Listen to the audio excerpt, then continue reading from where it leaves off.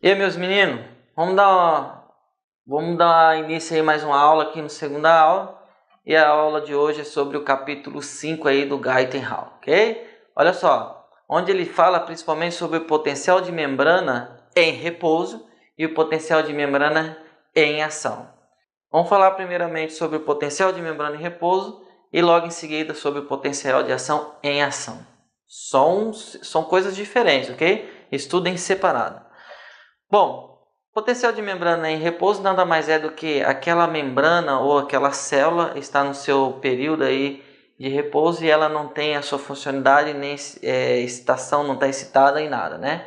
Bom, de acordo com o potencial de membrana em repouso das nossas fibras nervosas, aquele axon, nós encontramos negativo 90 mV. Esse é o potencial de repouso. O que acontece para chegar a esse potencial de repouso? O que a nossa célula faz ali, aqueles neurônios em si, fazem para chegar a esse potencial de ação? E aí a gente vai estudar principalmente duas teorias, né? Ou seja, duas equações. O que a gente chama de equação de Nernst e outra que a gente chama de equação de Goodman. Nernst, ele chegou e falou que o potencial de membrana, no caso em repouso, era medido apenas por um íon, okay?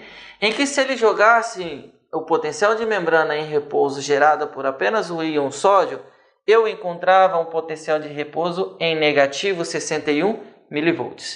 E falou também que se jogasse apenas o potássio, eu chegava aí a um potencial de repouso de negativo 94 mV.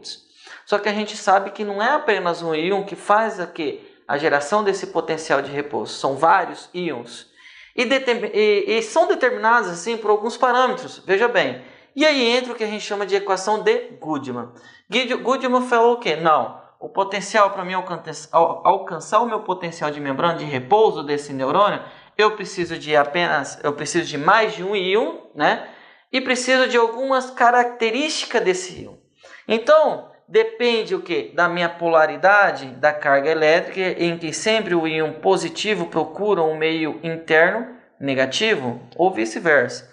A permeabilidade da membrana, e que a permeabilidade da membrana aqui, vocês sabem que aqui eu encontro canais seletivos, né? Principalmente os canais seletivos ao potássio e ao sódio. E também não esquecendo da nossa bomba sódio e potássio, né? E também falando essa potencial de membrana de repouso, ele dependia também da minha concentrações iônicas e que sempre os meus íons em si ele procura disponível para iOS e Android. Baixe agora.